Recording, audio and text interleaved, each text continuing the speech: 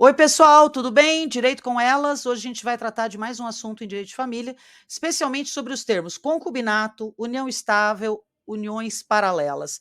Por que esses temas são importantes e por que a gente deve pensar no novo direito de família e não utilizar mais o termo concubinato?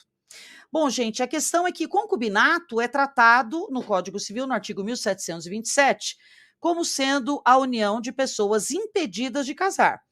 Quer dizer que se duas pessoas não podem se casar, existem impedimentos legais, aqueles impedimentos lá do artigo 1521 do Código Civil, elas, vivendo juntas, virão em concubinato. Já a união estável, prevista também no artigo 1729, já é a 1723, perdão, é a união de pessoas que podem se casar. Então, no caso da união estável, são pessoas que podem se casar, mas não querem.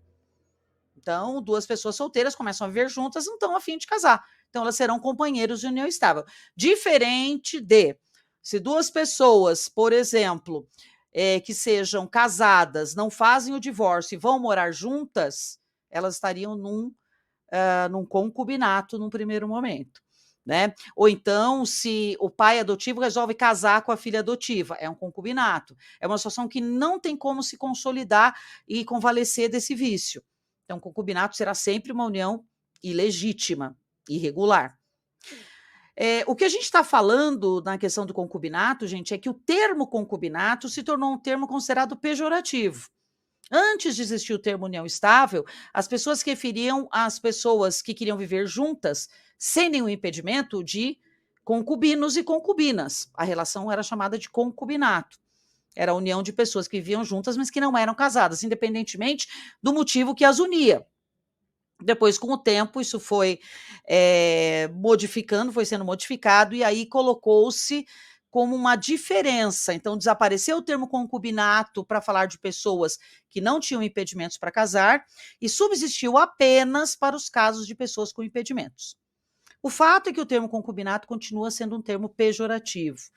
O concubinato ele leva a impressão de quem ouve a situações totalmente irregulares, ilegais, erradas, equivocadas, espúrias e mais um tanto aí de adjetivos que a gente pode colocar para o termo concubinato. No novo direito de família, nós temos que pensar muito nas questões sociais que envolvem a relação.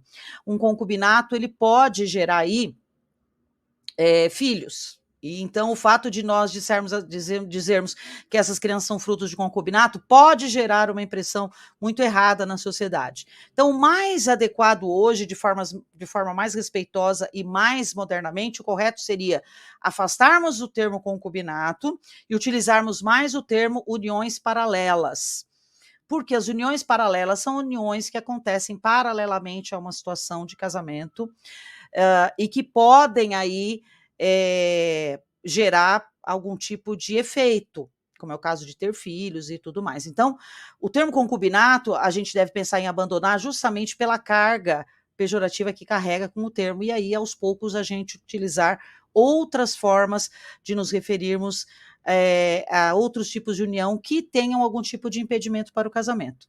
Né, que poderia ser um exemplo, união paralela. A gente seria uma situação em que a gente não colocaria tanto para o lado pejorativo do termo, que vem carregando essa expressão durante muito tempo. Então, o que a gente recomenda é, da mesma forma que a gente falou alguns vídeos atrás aí sobre a questão da homoafetividade, ao invés de nós nos referirmos à homossexualidade, quando a gente fala em relação afetiva, a gente se referir ao termo homoafetividade, a gente também recomenda não utilizarmos mais o termo concubinato no direito de família, ou referirmos a pessoas que venham de uma relação concubinária com outro tipo de denominação que não seja aí o concubinato, e sim chamarmos de outros tipos de uniões, como, por exemplo, a união paralela, que seria uma situação diferente do que a gente reserva para o concubinato. Mas está aí no Código Civil, evidentemente,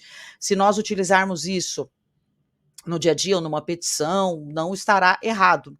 Porém, com a nova ideia de voltarmos para um direito de família constitucional, voltarmos para questões sociais e ser cada vez mais, o direito civil e o direito de família ser cada vez mais próximo da sociedade, dos anseios da sociedade, o ideal seria deixarmos de lado os termos considerados pejorativos e partirmos para outros termos que podem